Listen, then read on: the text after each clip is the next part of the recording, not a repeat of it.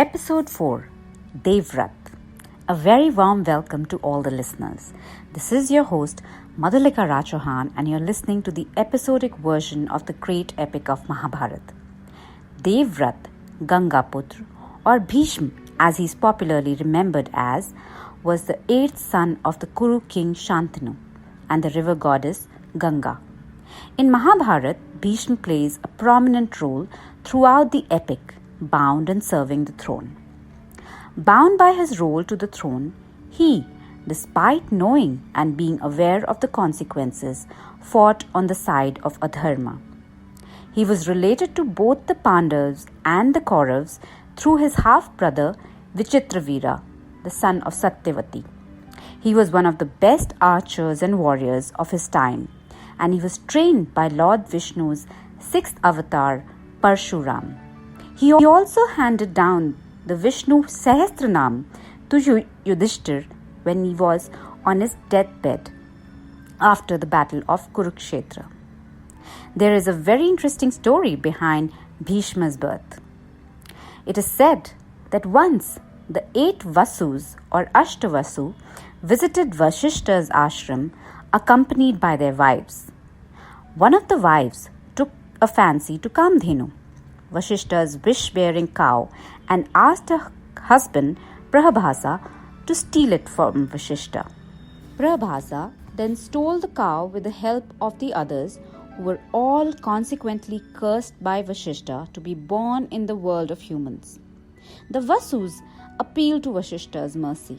The 7 Vasus who had assisted in stealing Kamdhenu had their curses mitigated such that they would be liberated from their human birth as soon as they were born.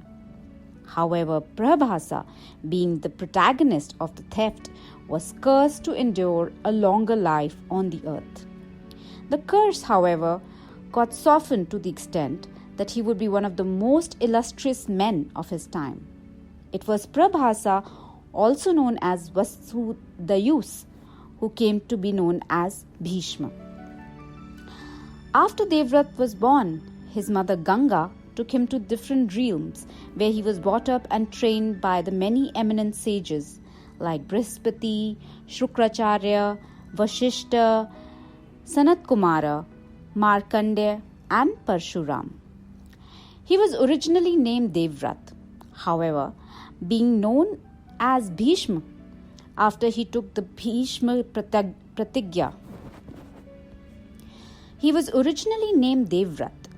However, became known as Bhishma after he was originally named Devvrat.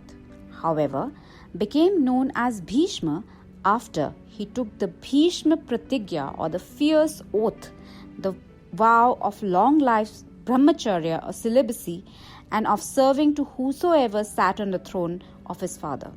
He took this oath in view of Dasraj's demand, who was the father of Satyavati, and wanted that only Satyavati's children should become the heir to the throne if Shantanu was to marry her.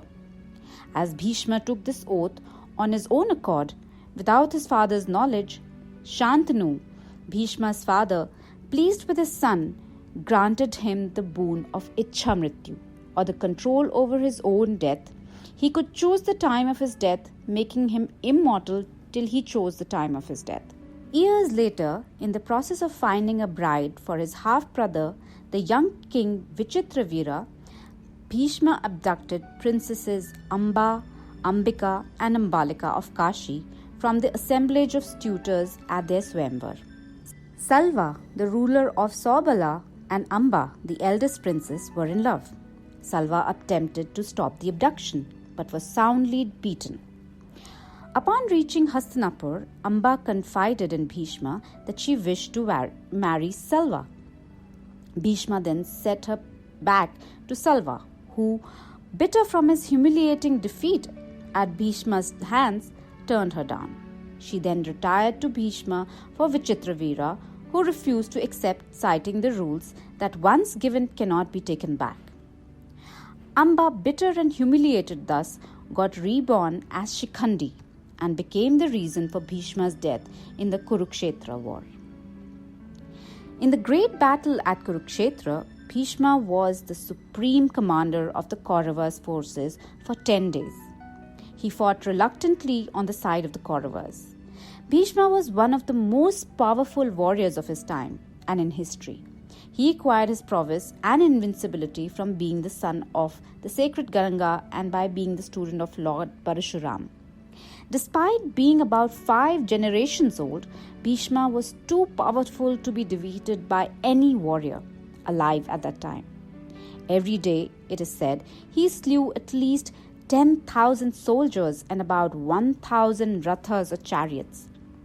At the beginning of the war, Bhishma vowed not to kill any of the Pandavas as he loved them, being their granduncle.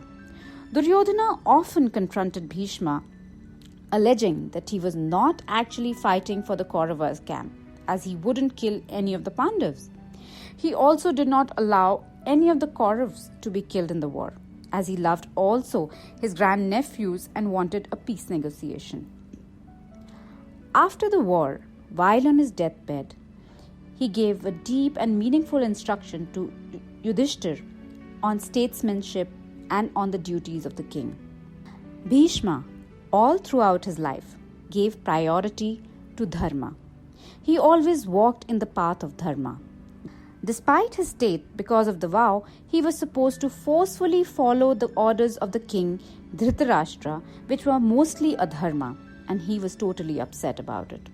He was sure he must let dharma win and Pandavas win, but the way he held and led the war and stayed silent were his sins in a way, and he paid for it with the bed of arrows.